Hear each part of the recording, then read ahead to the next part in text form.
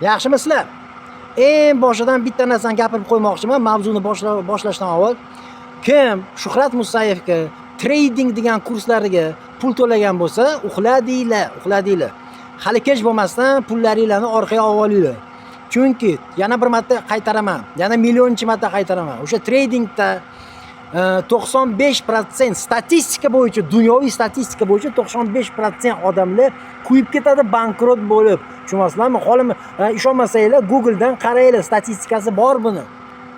Endi bu anaqa Shuhrat Musayev aytdiki, nima uchun men bu turk hammasini so'kib yotibdi?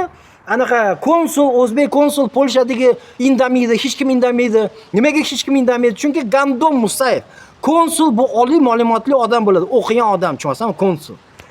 SMB masalan, SGBning xodimlari ham ko'plari o'qigan, oliy ma'lumotli, tushunasizmi? Mana o'zbek razvedchiklar bor-ku, SGB.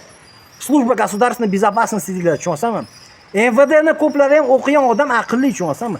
Ular hammasi meni tomonim, tushunasizmi? Gandon. Ichida hammasi meni tomonim, chunki ular o'qigan. Ular tushunib sudya, prokuror, umuman ular ham meni tomonim, tushunasizmi? Cho'chqa. Chunki ular o'qigan odam, oliy ma'lumotli, kitob ko'rgan odam Gandon bilan. Ular tushunib turibdi, men haqiqatni gapiryapman. Sen qora xalqni o'sha tanqid qilayotganim bu haqiqat, tushunasizmi? Ha, jahlim chiqqandan gapiraman, sen Gandonlarni haqiylarga yashashga, senlar o'ldirib yuborish kerak deb jahlim chiqqandan gapiraman. Ularni hammasi tushunib turibdi o'shani. Hammasi tushunib turibdiki, men haqiqatni gapiryapman. Har qatdan ham o'zbek xalq bir bilat 80% hammasi tupoy. Bunaqa xalqni ekonomikani ko'tarib bo'lmaydi. Hech qanaqa progress bo'lmaydi mamlakatda, tushunasizmi? Sen barand cho'chqa. Onangni skisan, bildingmi? O'sha vodiydagi onangni ko'tiga ski, yana bir marta aytaman. Cho'chqa.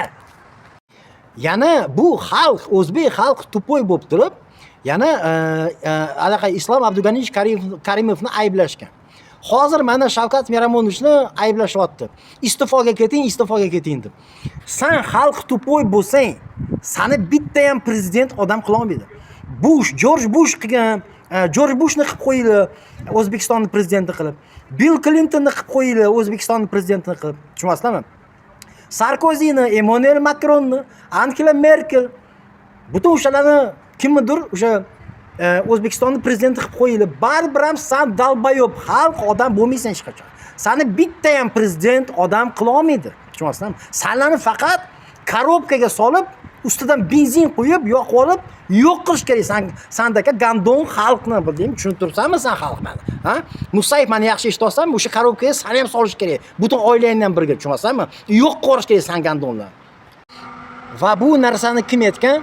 O'zbeklarni korobkaga solib yoqib olish kerak deb kim aytgan? Buni Timur Rais aytgan. Anu dalbayob Shuhrat Musayev boydan beri gapirib yuribdiki, buni turk gapirdi deb. Dalbayob. Buni Timur Rais aytgan. Polniy o'sha Timur Raisning gapiga men qo'shilaman. Lekin gap shundaki, o'sha Timur Rais bu gapni Telegram kanalida bu qanaqadir Firuza opagami o'shanga gapirgan. Duxi yetmagan, YouTubedan chiqib ochuvchasiga gapirishga o'sha Timur Raisning duxi yetmagan, chunki u qo'rqoq. Yana Cho'chqa Musayev meni yaxshilab eshit. Sani videoyini tagida kommentariy yozayotganda, masalan, buni bittasi o'ldirsa Allohdan savob oladi deb yozishadi, bilasan? O'shanga sen qizil yulduzcha qo'yib yozibsan. Keyin bo'lsa, mana shunaqa Gandonlar, islomchilar masalan, Nilufar Hamidovaning videosini tagida yozishadi. Buni kim o'ldirsa jannatga boradi deb. O'shan tagida pizdes anaqa layklar bosib tashlashadi islomchilar.